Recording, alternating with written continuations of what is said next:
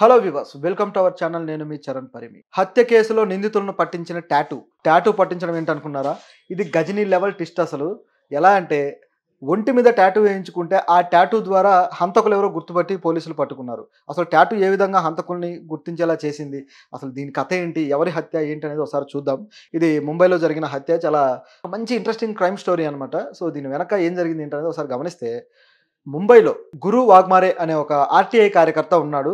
ఆయన 50 సంవత్సరాలు ఉంటాయి. సో ఆర్టీఐ అంటే తెలిసిందే కదా! ఎక్కడైనా ఏదైనా ఇన్ఫర్మేషన్ ఏదైనా అక్రమం జరుగుతుంది అనే డౌట్ ఉన్నా, ఏదైనా ఆఫీస్‌లో ఏదైనా తప్పు జరుగుతుందనేది అనిపించినా, లేదా ఇంకేదైనా కాన్ఫిడెన్షియల్ ఇన్ఫర్మేషన్ గవర్నమెంట్ నుంచి తీసుకోవాలన్నా, మనం ఆర్టీఐ యాక్ట్ రూపంలో మనకి రైట్ టు ఇన్ఫర్మేషన్ యాక్ట్ ఉంది కదా! సో దాన్ని బేస్ చేసుకొని ఆర్టీఐ పిటిషన్ వేయడము, ఆ ఇన్ఫర్మేషన్ మనం తీసుకోవడం జరుగుతుంది. ఇది గవర్నమెంట్ మనకిచ్చిన హక్కు. అయితే ఈ హక్కు నిజానికి సామాన్యులకు ఎంతో ఉపయోగకరమైంది.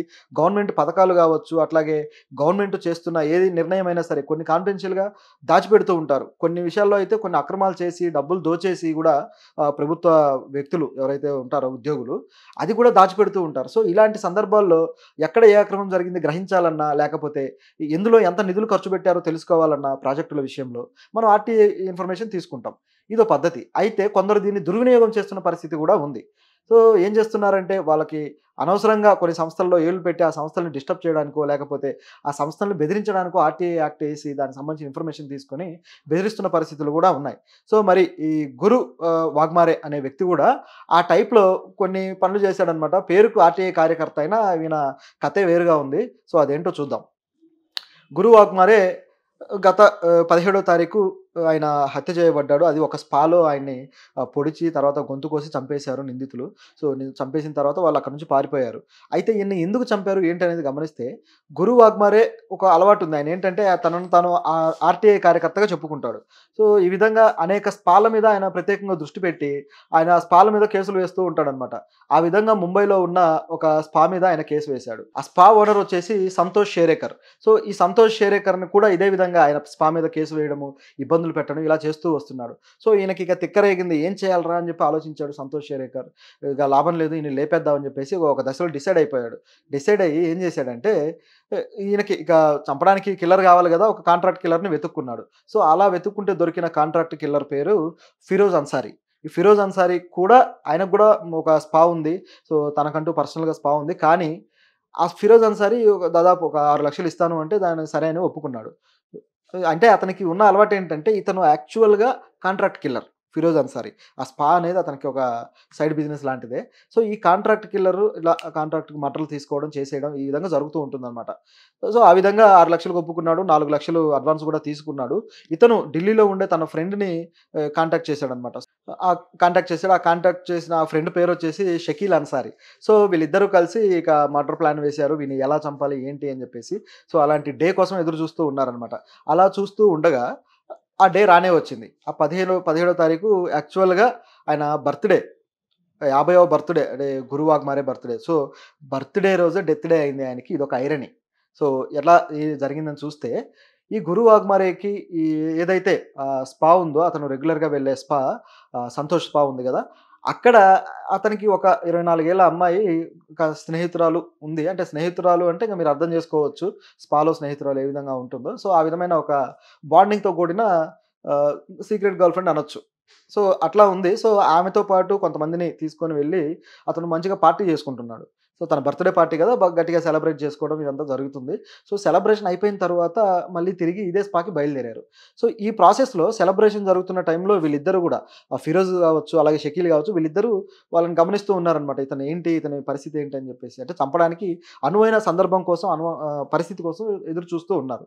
సో, మొత్తానికి అక్కడి నుంచి బయలుదేరి తిరిగి స్పాకు వస్తూ ఉన్నాడనమాట. అతన్ని వీళ్ళు గూడా వెహికల్‌లో ఫాలో అవుతూ ఉన్నారు. ఈ ఫాలో అయ్యేదంతా గూడా ఆహ్, మొత్తం ఆ రోడ్ ఉంది గదా! ఆ రోడ్ మొత్తం మీద ఫాలో అవుతూ వచ్చారు. చివరికి స్పా దగ్గరికి చేరుకున్నాక ఇమ్మీడియేట్‌గా ఏం చేశారంటే వీళ్ళు ఒక కత్తెర కొన్నారనమాట ఈయన మర్డర్ చేయడానికి. కత్తెరతో ఎలా మర్డర్ చేస్తారని డౌటొచ్చిందా?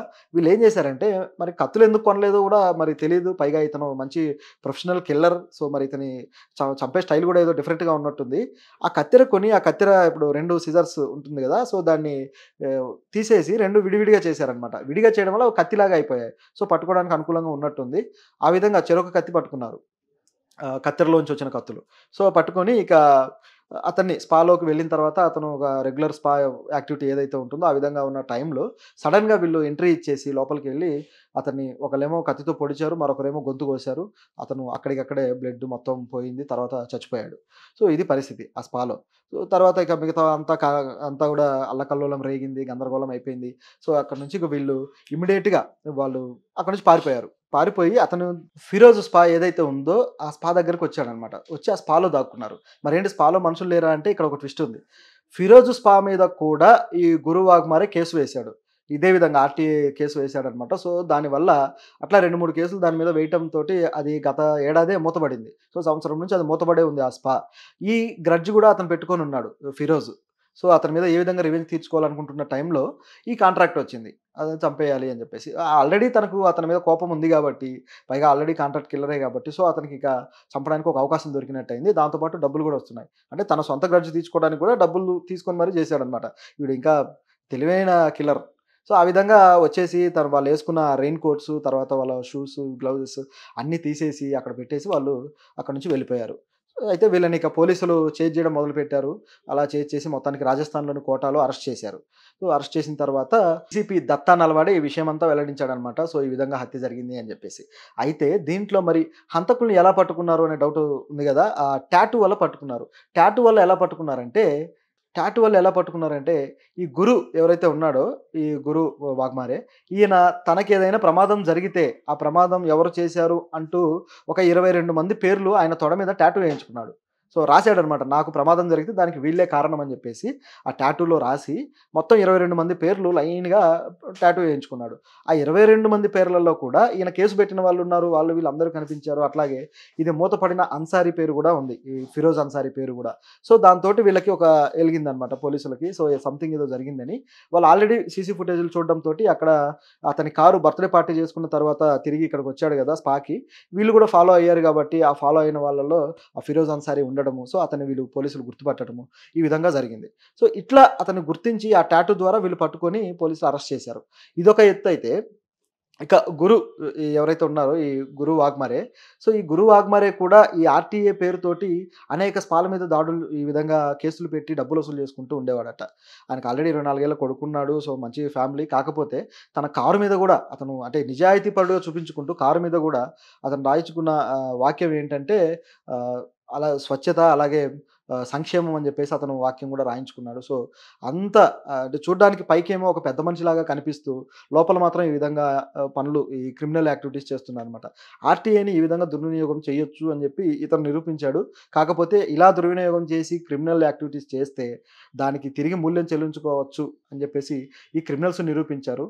అలాగే అయితే ఇందులో ఇతని మీద గురు వాగ్మరే మీద దాదాపు 8 కేసులు ఉన్నాయి. అంటే 8 గూడా అబ్యూజ్ కేసులు, అట్లాగే రేప్ కేసు ఉంది.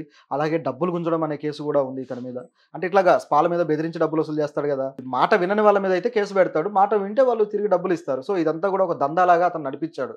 సో, దానికి సంబంధించి కేసులన్నీ గూడా బుక్ అయ్యాయి. దీంతో పాటు 22 నాన్ కాగ్నిజబుల్ కేసులు గూడా అతని మీద బుక్ అయ్యాయి. సో, ఈ నాన్ కాగ్నిజబుల్ కేసు ఏంటంటే ఇవి ఆ కేసుల విషయంలో పోలీసులు అరెస్ట్ చేసే పరిస్థితి ఉండదు. అంటే నాన్ సీరియస్‌గా కనపడుతూ ఉంటుందది. సో, దానివల్ల అంటే వీళ్ళు అరెస్ట్ వారెంట్ ఉంటే తప్ప అరెస్ట్ చేయలేరు. అలాగే ఈ ఏదైతే దర్యాప్తు ఉంటుందో అది కూడా జ్యుడిషియరీ మెజిస్ట్రేట్ ఆజ్ఞలు లేకుండా చేయలేరనమాట. వాళ్ళ ఉత్తర్వులు ఉంటేనే చేయాలి. ఇవి నాన్ కాగ్నిజబుల్ కేసులు. సో, ఇలాంటి కేసులు పెట్టడం వల్ల దీని మీద యాక్షన్ తీసుకునే స్కోప్ లేక దాదాపు 22 కేసులు పెట్టారు. కానీ నో యాక్షన్. ఈ విధంగా అతను సర్వైవ్ అవుతూ వచ్చాడు. చివరికి పాపం పండింది. ఈ విధంగా బలయ్యాడు.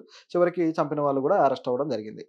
ఇలాంటి ఏదైతే చట్ట వ్యతిరేకమైన కార్యక్రమం ఏదైతే ఉందో ఈ మర్డర్‌లు కావచ్చు, ఇలాంటివి జరిగితే పోలీసులు గూడా ఊరుకోరు గాబట్టి వాళ్ళు గూడా రియాక్ట్ అయ్యి అరెస్ట్ చేయడం జరిగింది. సో, ఇక్కడ మంచి, చెడు చెప్పుకోవడానికి గూడా ఛాన్స్ లేదు.